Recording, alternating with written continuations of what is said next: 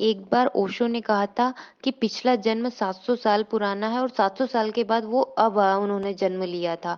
जब वो कोई अनुष्ठान कर रहे थे तो उनके 3 दिन बचे थे, उन 3 दिन पहले ही उनकी किसी ने हत्या कर दी थी। तो जो उनका सूक्ष्म शरीर था वो वैसा गर्भ तलाशता रहा और उनको इस समय मतलब जो अभी तो नहीं वो चले गए हैं, तो उस मतलब ये पृथ्वी पर हमको ओशो के रूप में उनको देखने को मिला।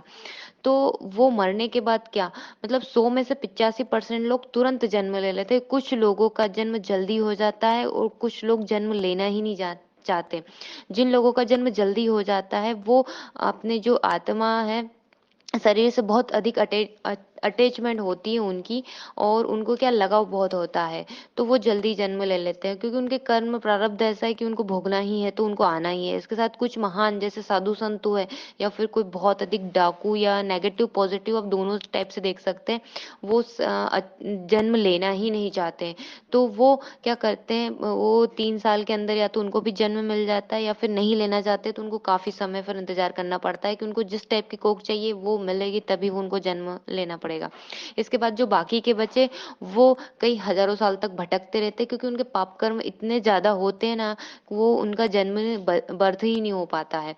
तो नमस्कार दोस्तों, मैं प्रज्ञा आपका हार्दिक स्वागत करती हूँ अपने प्रोग्राम में। दोस्तों मेरे व्हाट्सएप नंबर, यदि किसी को भी कुंडली से रिलेटेड जानकारी चाहिए या कुंडली बनवाना हो तो आप इस पे संपर्क कर सकते हैं और इसके चार्जेस है। और यदि मेरा प्रोग्राम आपको अच्छा लग रहा है तो लाइक करें, शेयर करें, प्लीज सब्सक्राइब जरूर करें। मृत्यु के बाद कहाँ मतलब हम कुंडली से कैसे देखें कि हम स्वर्ग जाएंगे, नरक जाएंगे या फिर पृथ्वी पर ही रहेंगे, तो वो हम कैसे देखें। यदि 12वें भाव में गुरु बलवान और केतु उच्च का हो तो उस व्यक्ति को स्वर्ग अर्थात मोक्ष मिल जाता है। इसके साथ ही 12वें भाव का स्वामी छठे 8वें में बैठ जाए, 12वें भाव में यदि कोई पापी ग्रह हो, शनि मंगल सूर्य केतु कोई भी, तो उसको नर्क की प्राप्ति होती है। इसके साथ ही जैसे जो छठा सातवां आठवां भाव होता है उसमें गुरु अपने घर में हो, उच्च के हो, तो व्यक्ति जो है वो देवलोक को जाता है। इसके साथ ही शुक्र जो छठे सातवें आठवें में हो वो पितरों को जाता है। और उसके साथ में जो चंद्रमा है वो भी यदि छठे सातवें आठवें में अपने घर में है, उच्च के हो, तो वो भी